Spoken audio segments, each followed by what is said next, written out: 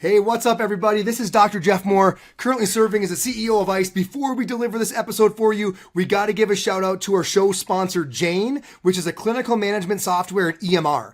Now, we all know that choosing the right EMR can be a bit overwhelming, especially for those of you who are just starting out. You're trying to juggle it all. The practice, budget, it's not the easiest combo. That's why Jane came up with her new balance plan. It includes the essential features you need to keep things running smoothly in your clinic without extra stuff you don't. But one-on-one telehealth, unlimited support, email reminders, and more are included no matter which plan you choose. So, if you're looking for an EMR that helps you focus on your patients, not your costs, Jane is here for you just like a part-time assistant. Plans start as low as $39 a month in the US. Head over to jane.app/pricing to learn more. And if you're ready to get started, use our code ICEPT1MO at sign up to get you that 1 month grace period on your new account. Thanks, everybody. Enjoy the show.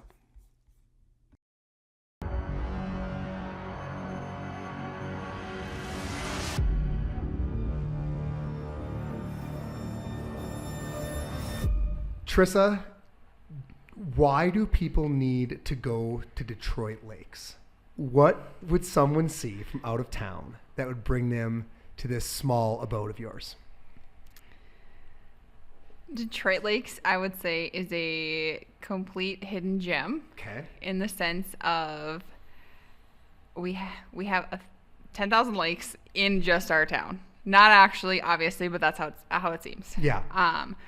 Adventure. Can you recreate on all of them? Can you bring motorboats out there and ski and do the thing? Almost all of them. Okay. Almost all of them. Okay. Yep. So if you like to be outside. Yep. We have like a really great community feel. All Like right. it's like we're like a really like cozy community. Does Okay. that make sense? Like I like it. yeah. Lots of organizations that promote being outside, being together. Nice. We have a really cool troll hunt. Unpack that. So around our town and a couple surrounding areas, they have hired someone from like overseas to come and build these ginormous trolls. Okay. And they're made out of wood or recycled materials. How large are we talking here? Like 2-3 stories high. Okay. Like Okay. legit, like they're awesome. Yeah. Yeah. And it's like a whole hunt that you go on, and you follow like a map, a code, a key to like guide you to the next like it's like a clue to guide you to the next troll. And so like Is this an annual event? No, this is like you can go anytime you want. But like And these trolls are out there. yes, they just put them up last summer, and it's epic. Like you start in the Central Park area, main area. Okay. And there's this giant book, and you have to like follow the code, the clues to the first troll. And then there's like a symbol on the necklace of every troll that guides you to the next troll. I love this. It's awesome. It's so awesome. Folks, if you go ahead. Yeah, no, so it's like we have things like that all over Detroit Lakes. Like yeah. Okay. Yeah. If you've never been to Detroit Lakes, folks, you heard it here first. The troll hunt. Go get some. Go check out Trisa's hometown. Trisa, welcome to the show. We are going to chat about all things, and to give the listeners some context, we started off teaching almost exclusively to physical therapists. I'm a physical therapist. When we were first teaching, that was who we knew. It was what we knew. Over the years, especially as the older adult division grew and grew and grew, we had more and more occupational therapists that were coming on board that were thinking, hey, maybe there's something here that I need to learn. And so what I want to do is allow you to explain, first of all, your role at ICE, and then we'll walk back to why we know that to be true and maybe give some specific action items. But first, tell the listeners kind of what you do with the group, and then we'll walk back from there. Awesome.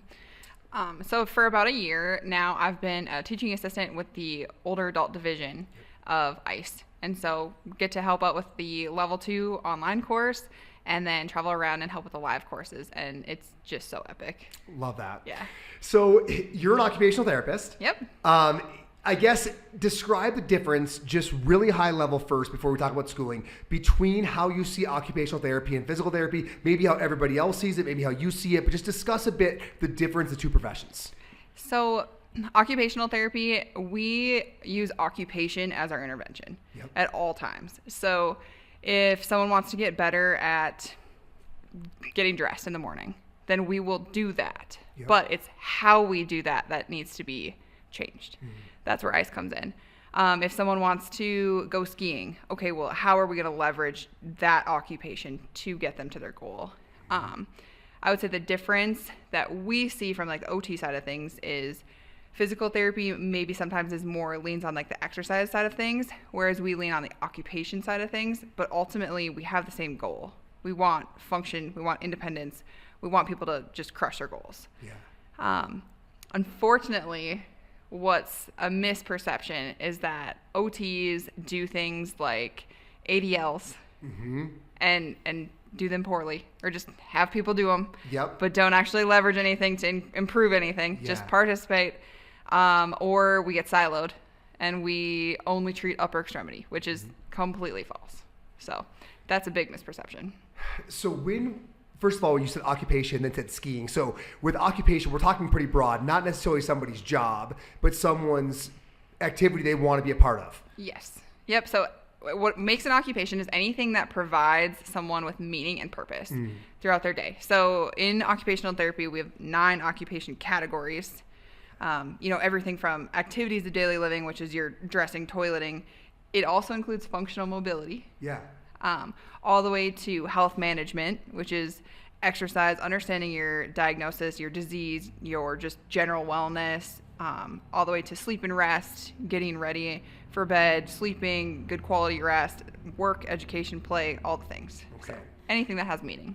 So when somebody comes to an occupational therapist and they're struggling to do any of these things, you posted on the ICE Instagram recently this idea of adapt and modify versus restore and rehab. And I want to talk about the first part because it feels to me, and correct me if I'm wrong, but that tends to be the tool, if you will, that occupational therapists use to enable this functional activity. So when someone comes with an issue, hey, I can't participate in this, I want to, whether it's for work or for meaning or what have you, how do occupational therapists usually go about it? As per how they're trained in school, sort of the stereotypical approach, what does that look like? Typically, the first approach is, okay, how do I get you independent right now? Yep. Meaning, how do I adapt the occupation that you're doing? How do I modify it? How can we change it so that you can do it today? Okay. Which is great. Yep. But if someone wants to, get dressed or get off the toilet, or go skiing, they want to actually do that occupation. Yeah. So we need to figure out ways to leverage how we get them independent in their own person versus, again, when we're talking adapt and modify in school, over and over and over, it's hammered into our heads, adaptive devices, adaptive equipment, different methods for how to get dressed without having to use more energy or more strength. They pound energy conservation, lots of very more rest focused interventions, if that makes sense. More low energy, meet them where they're at, which is again awesome As a place to start in the short term. Yeah. But let's not forget about then what? Totally. Yeah. Can you give some examples? So when you talk about a functional limitation somebody might have and you're utilizing an adaptation to decrease energy or to increase capacity to be able to accomplish it, can you just highlight a couple examples of what that might look like? Yeah. So for adaptive equipment, someone, they're struggling getting off the toilet by themselves. So we go and we put one of those good old toilet risers that are not that, they're not that great. Okay. And why are we putting the toilet riser on there? Because it's higher and they don't have to squat as low. They don't have strength in their legs. Totally. Right. Someone, they struggle with their balance. Let's throw them a walker. Right. Yep. Yeah, just modifying or asking them to have more assistance, or we add, I'm in an assisted living facility, and so we'll go talk to the nurse and say, hey, so-and-so needs help with this occupation. Yeah. They need a shower chair. They need someone to put their shoes on for them. Throw them a sock aid so that instead of reaching down or learning their mobility and building mobility to put their own socks on, they have to use an adaptive equipment and learn this whole new thing just to put their freaking socks on. So I'm so curious. So, as soon as I hear you say that, of course, with my background, you can't help but think, well, why not get the person's legs stronger so they don't need the riser? Or you think, why not work on their hip mobility so they can get down there and get the sock on? It seems so intuitive. Is that brought up in school? Is this an outcry from people of like, well, hold on, why? I can totally see why we'd use it for a short period of time as we restore their mobility or strength. But does school have time, or is there a reason that second part isn't covered? I guess I'm so curious what your thoughts are on how OT programs are set up, and are students like, well, hold on a second, like that doesn't make sense. When are we going to blah, blah, blah? How does that shake out in school? Yeah, I would say that's our biggest frustration. Yeah. All of my classmates, even to this day, we talk about like when we missed like this big intervention portion. Like we know how to get them independent today, but we don't have time in our didactic work to focus on like strength training, exercise at all, because we are so focused on the adapt and modify. We spend a lot of time on cognition and more of like the mental health side of things, which is great, except for in our population, like we work with such a small population or small number of individuals specifically for those diagnoses.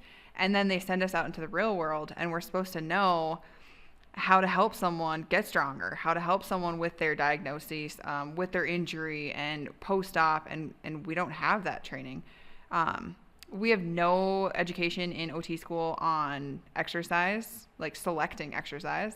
We have no education on exercise prescription, progressive overload or progressive resistance training, none of that at all. And then we're expected to know it. And it's like, what now? Yeah. Is there this many I guess I'm not from that world. Adapting and modifying stuff, is there a couple years worth of school? Is there, I mean, that's a lot of time, and I appreciate some of the cognitive stuff. Is there just quite a bit out there for that space? I would say that yes. I mean, you were busy in school. We were busy in school, and like, you throw a lot of things in with like pediatrics and like developmental challenges and things like that. And when it comes to someone, who may have like a spinal cord injury or something like that, we rock that. Totally. Right? Because if someone may not have the capacity to build their strength, or they have a progressive diagnosis, heck yeah. Like we rock that. I love that. And I'm assuming the same argument could be made. I mean, there are some folks, you never want to say somebody's too far gone, but surely at some ages, in some settings, restore and rehab probably isn't the goal. The goal is to keep them functional. Yes, exactly. And so like there's a time and a place. Totally. And so like not totally knocking OT school here, because there's a time and a place, and like it's important. Getting people independent in their occupations to the best of their ability is what we're all about. And speaking of not knocking OT school, I think one thing you just mentioned that PT school, I'm not saying doesn't have enough of. You can only do so much, right? But I think that PTs find themselves needing to learn independently is any of the cognitive stuff. What kind of things were gone over in OT school, maybe patients that you're comfortable with that your PT counterparts wouldn't be, because OT school does cover that stuff a lot better? Yeah. We have a ton of training on, first of all, how to evaluate someone's cognitive level. And so then we know their capacity for learning, their capacity for processing. One thing I would say that I've noticed in clinic settings is, I can assess someone's cognition and know what level they're at. So when I'm prescribing exercise now that I've learned through ICE, I know that it's going to be carried over well. Versus I've seen, physical therapists come in and hand someone a piece of paper, and I'm like, they're not going to remember that in 5 minutes from now. Yeah. Like they won't, like I've had patients walk out the door and their PT has their exercises still sitting on the chair because they already forgot. That right there is an interesting argument for teaming up. And we're always looking for and not or. And I think PT versus OT, that same argument stands true. Like that expertise, especially when you get into some of those more complex diagnoses, like we've got sort of, I almost want to say zero RAM going to the concept of, am I speaking at this person in a way they're going to understand? Do they have what they need leaving to understand? I don't think I've ever thought about that, really. Right, exactly. And so it's a really interesting concept. And I've been trying to work on that, like in our clinic especially, like collaborating on that, because exactly, cognition, it's so important and plays a huge role. And so that's one thing I'm very grateful for in OT school, that I have a solid foundation of. Yeah. Love that. When you think about where OTs wind up, so when they graduate and go out into the workforce, you were saying before we go out in the real world, and there's probably more of a place for restore and rehab than maybe was presented in school. What are a variety of, where do OTs wind up, and how do you think that percentage does shift? I mean, do you think most of them wind up in spots where it is all neuro or it is diagnoses that don't allow for restore and rehab? Or do you feel like, no, most OTs wind up in a spot where knowing that second part is pretty darn important? Yeah, I would say the latter of the two. Okay. Most individuals do end up in some sort of restore and rehab setting. Yeah. You know, yes, there are the folks that go into like specialized situations, but oftentimes OTs, you know, we're in the schools, we're in the outpatient clinics, the home health. Yeah. We do skilled nursing. Oftentimes OTs can do like wellness settings as well, or wellness retreat type settings. Like OT is so broad. It's really interesting. It can be in so many different areas and realms, but ultimately, I would say it's way more focused on the restore and rehab side of things. That's so interesting. And you're in assisted living. I mean, you're seeing community members as well. Outside, I mean, you're seeing a broad brush, yes. But quite a few of your folks are there on site in assisted living. Do you feel like with them, because I think that'd be one area where folks are like, well, if you're an OT in assisted living, you don't need to restore and rehab, and those people are, you know, really old or kind of at the end of days. How would you respond to that? Oh man, that's something that like lights my heart on fire when I talk about that. Yes, I've had people say like, well, they're old, so like just hand them the riser and walk away. Yes, and I'm like, heck no, like, so older adults are badass. Totally. They're strong, like, and they want to be strong too. That's the thing is, you know, I'm really mindful that when I work with my patients, I offer them the option of both. So I'll say, you literally bring this up. Like, yes. Explain how you say this to a patient. I literally will ask them, okay, so we have two routes. Okay. I see that you're having trouble getting off the toilet. Okay. What I could do is I could order you a toilet seat riser. So we're going to put this plastic thing on your toilet. It's going to raise you up about 4 inches. You won't have any trouble getting off the toilet. Just fine. When you go to your daughter's house, she's not going to have one. So do you want her to come in the bathroom and help you stand up? Or we have another option. We can start doing some exercise. We can hit the weights, and we can build your strength back up, and you can get off that dang toilet by yourself. And any other damn toilet. Yes. And the answer 100% of the time is, let's hit the weights. That doesn't mean you can't put the plastic riser on for a period of time. Exactly. Yeah. Exactly. And I'm very open with that and honest with that. And you're telling me they all fall in the camp of like... 100%. 100%. I've been asking that specific question for almost a year now, since really leveraging and leaning into more ICE curriculum. And it's 100%. The answer is help me get stronger. I love this. The toilet is a great example. Do you have another one or two that you can think of where you've put forth like, hey, we can do this. This will work. I mean, at least for here for now. But hit me with one. People with walkers, you know, like balance is off or strength is off, and you know, they feel unsteady, and so they're like, well, like I'm not doing well with this. Okay, so we can get really consistent and we can move our legs a lot.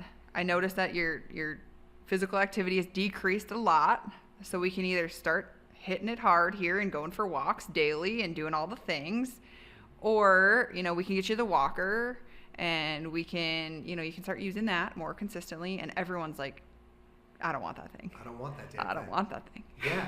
Yeah. And so you get in the gym and you're doing gym things with older people. Yes. I think for some people that they're going to look at it and feel like that's a bit of a mismatch, right? What kind of stuff? Let's go back to our person who's having a hard time getting up and down off the toilet.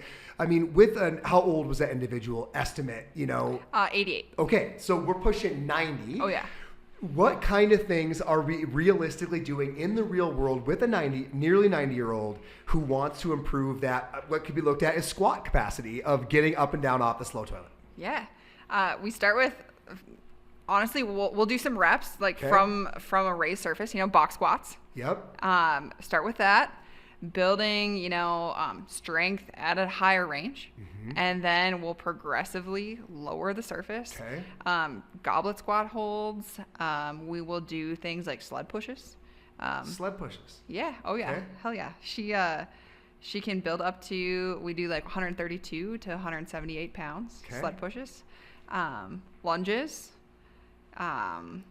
And again, we just meet them where they're at, but also pushing them and pushing their intensity. And so we do all those things because she wants to be independent again. Okay, so you can hear the outcry already from the audience, right? I mean, nationwide, when these things come up, people say that's not safe, right? I mean, these people pushing 90 years old, it's inappropriate. I think the general public feels that way. I think a lot of PTs and OTs feel that way. Absolutely. How confident are you when you're giving this young lady a kettlebell or a sled push that the integrity is going to be there and you're not going to wind up in a really unfortunate circumstance? I'm 100% confident. Okay. And that, I know that's a bold statement, Sure. but after being a part of ICE and learning, and like the evidence is there to support it. Like it's backed up, it's there. We take the precautionary steps. I make sure the patient is safe in their own body. I monitor vitals. I do all the things, like we're on track. I take the health history. We do all the things, but it's there. It's supported, and we haven't had any adverse outcomes. Love that. With you're a CrossFitter. I mean, you're working out with younger, healthier people as well. How different is it to strength train these older adults, especially in some of these kind of more traditional patterns like squats and things of that nature? It's awesome. I coach CrossFit as well. And I tell my athletes at the gym, I'm like, I coach you, but I've been coaching all day long. I coach these athletes all the same. I honestly view a lot of my patients just as athletes. Yeah. I teach exercise classes at the facility too. And same thing. It's, I push them for squat depth.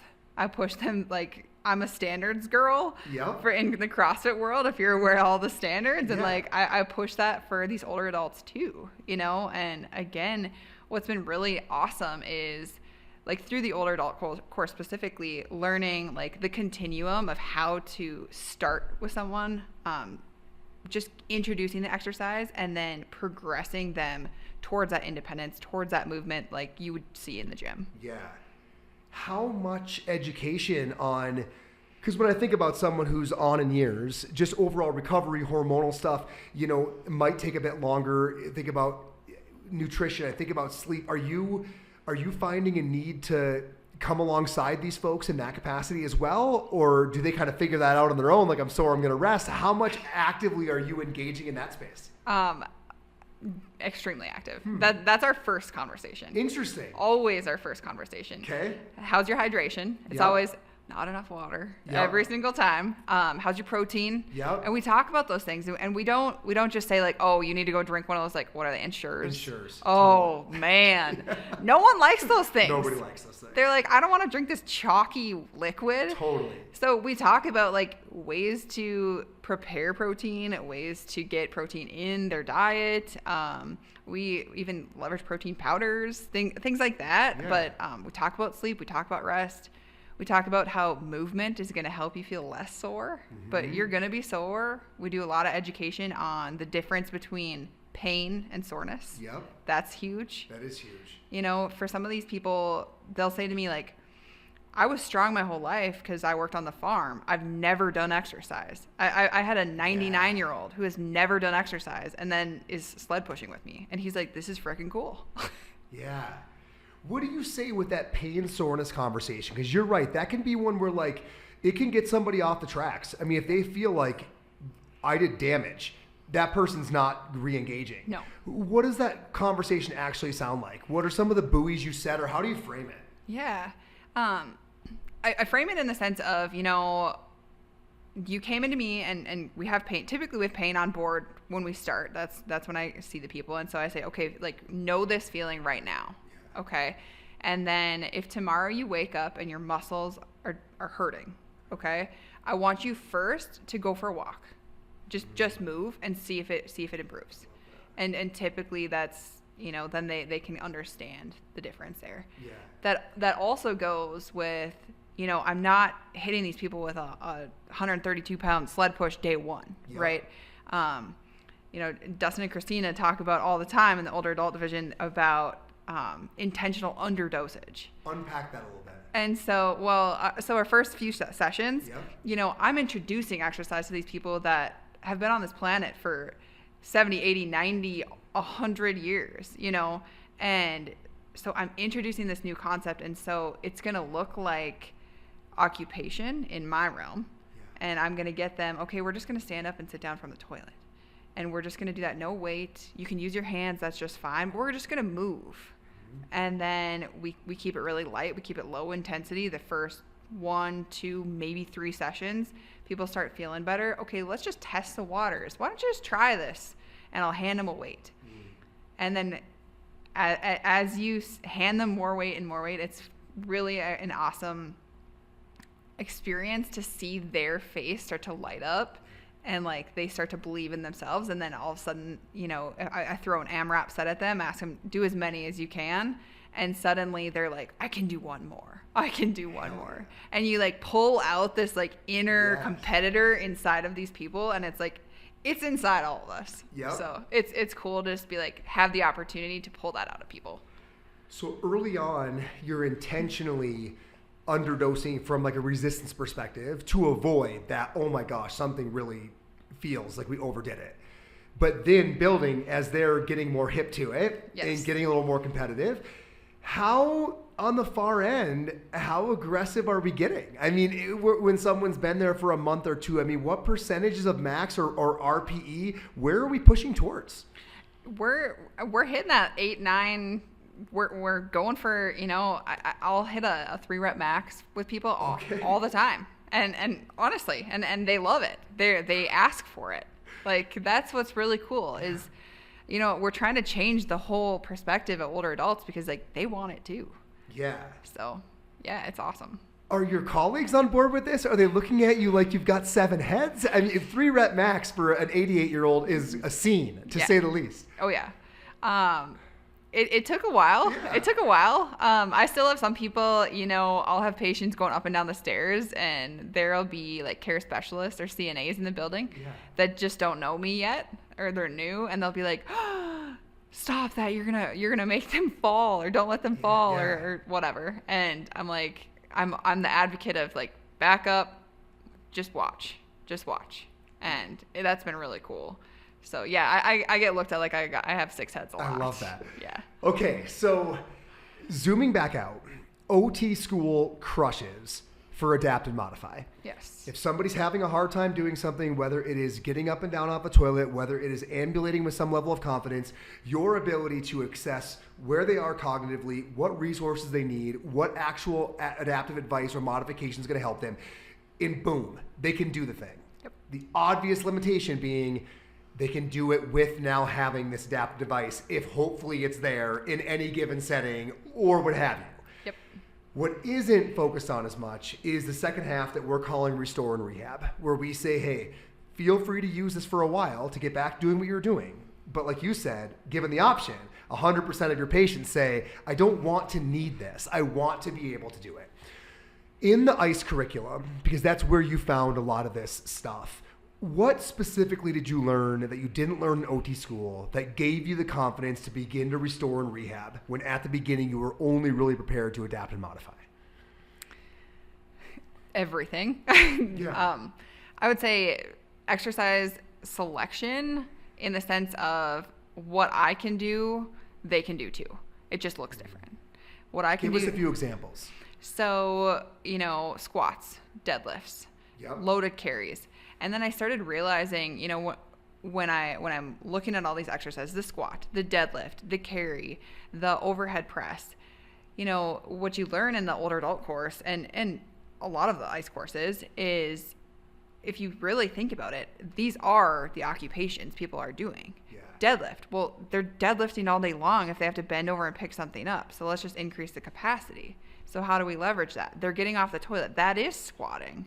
Loaded carries. They're telling me they can't carry their groceries in. So rather than saying get a cart or have someone else do it, I'm going to leverage doing a heavy loaded carry.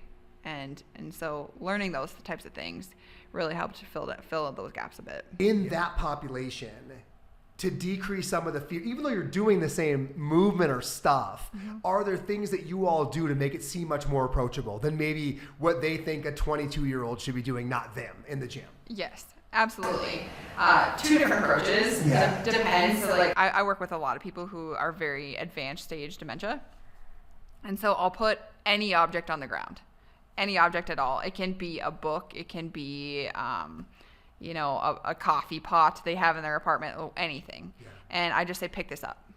Just keep it simple. Pick this up. Love it. And then it's not scary. We're not doing some crazy exercise. We're not saying deadlift.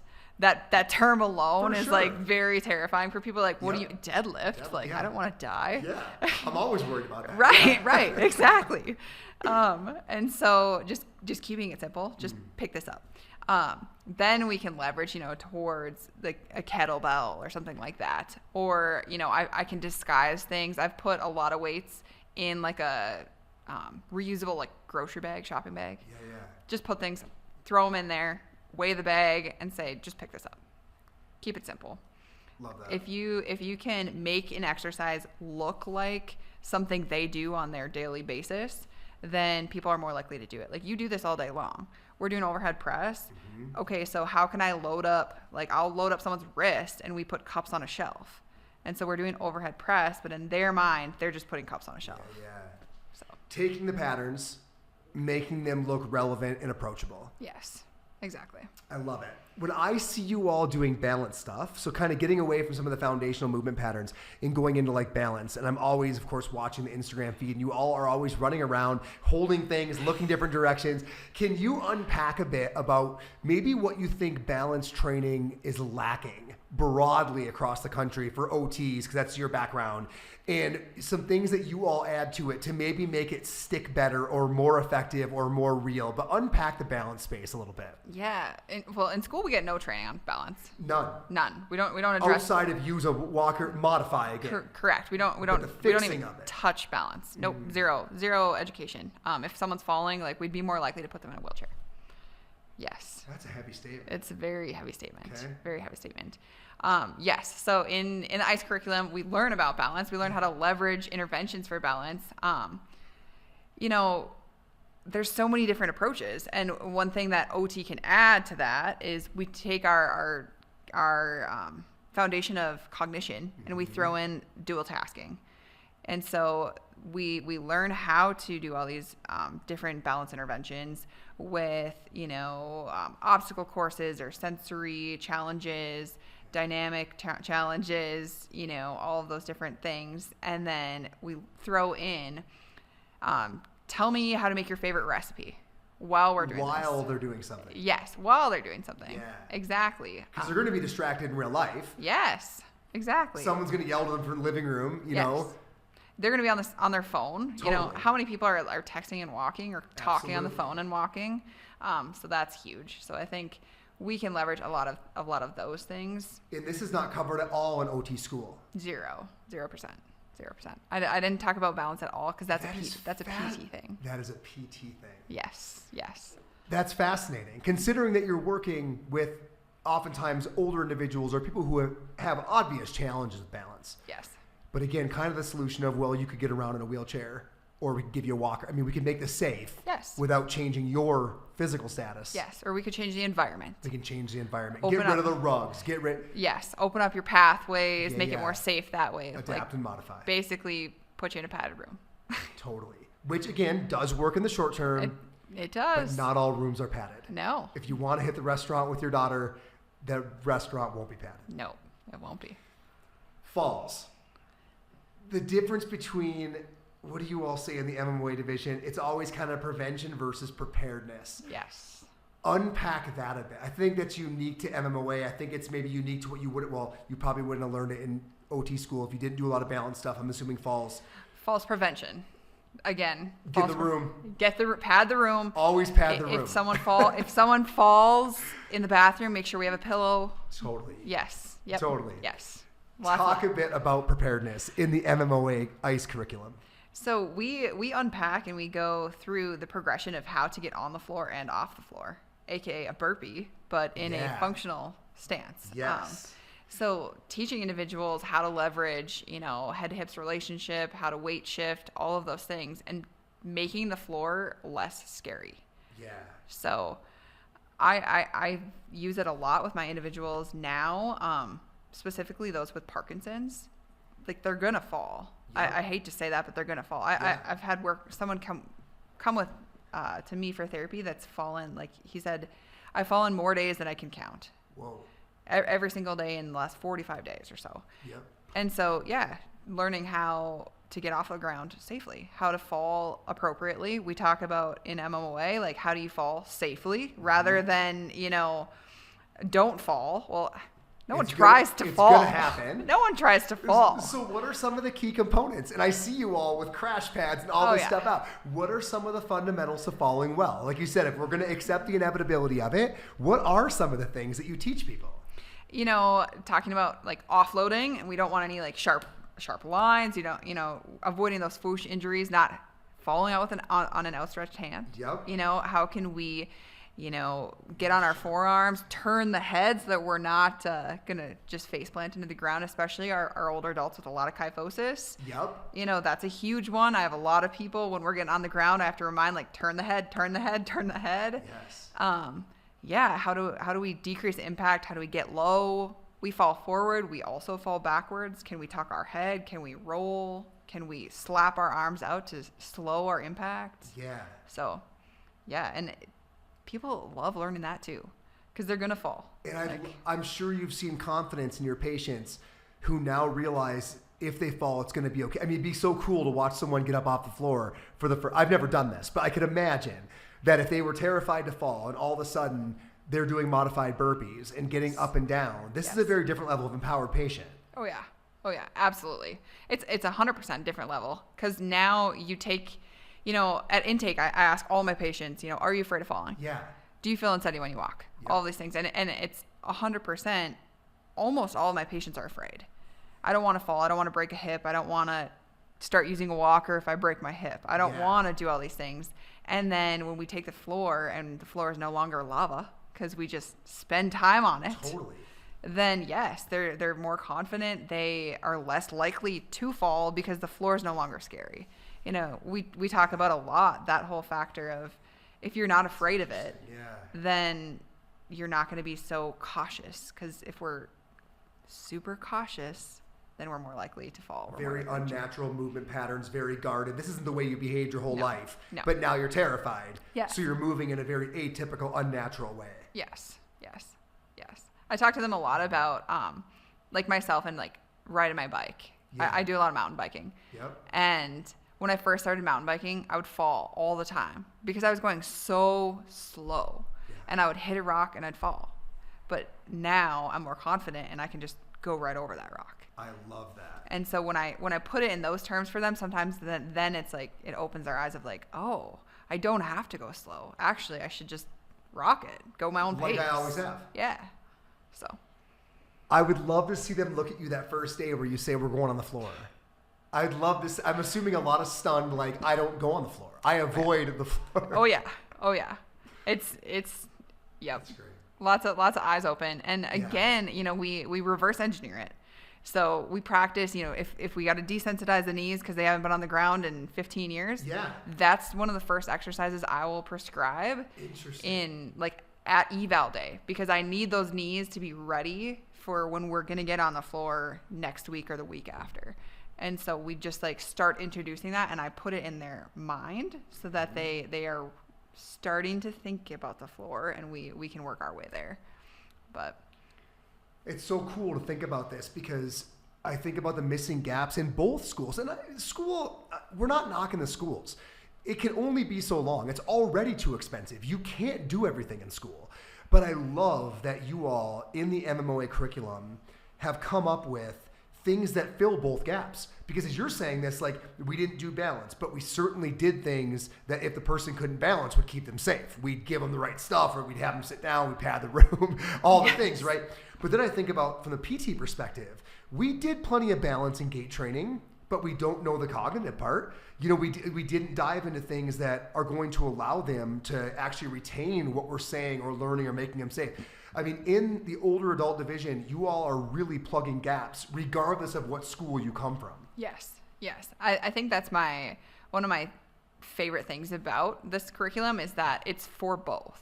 Yep. You know, it's not PT heavy, it's not OT heavy, it's us together, working together for the greater good of the patient. And that's what's super cool. I love it. So in the curriculum, we've got a level 1 online course, a level 2 online course, and a live course.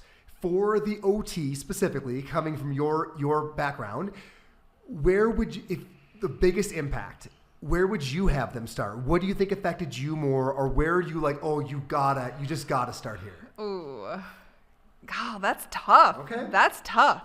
Because they all offer so much in like their own way. Like, I'm not letting you cop out on that. I know. I would say participating in the live course is huge. Huge because I would say in the OT space, because there's not as big of an emphasis on exercise like in our training, I would say less OTs have like exposure to that environment. And so that's a really empowering experience in the live course when you yourself as a clinician experience going through the continuum of exercises and you feel what that's like.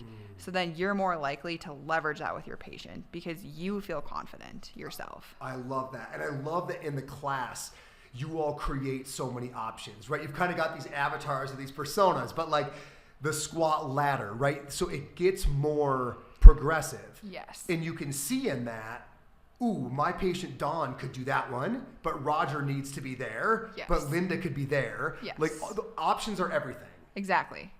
Especially OTs are often, you know, we're in multiple settings all at one time. You know, one of my best friends yesterday we were talking and she's like, Trisa, I worked in a skilled nursing facility, home health, outpatient, peds. Like she was in 4 or 5 settings in one day. In one day. Yeah. And so she's like, I'm working with anyone from like an athlete to someone who is like trying to no longer be wheelchair bound. Like I need options for all of them. And in the ICE curriculum and in this continuum and this ladder, like you learn options for all of them. And that's what's so awesome. I love that. Well, crew, if you're out there, it's been amazing. It's really been amazing for me as a PT, having no background, to watch you all come in and to watch OTs flocking to the course, recognizing there's a gap here. We are great at adapting and modifying. We really don't either have the principles, the options, the confidence to restore and rehab. And when you ask our patients, 100% of them would like to be restored and rehabbed. And so we love OTs. We'd love to see you out there. You've got Trisa on the staff. You've got someone who comes from your background. We are integrating your schooling into our courses, and we believe you're going to get a ton out of it. Trisa, thank you so much for being here. Yes, thank you, Jeff.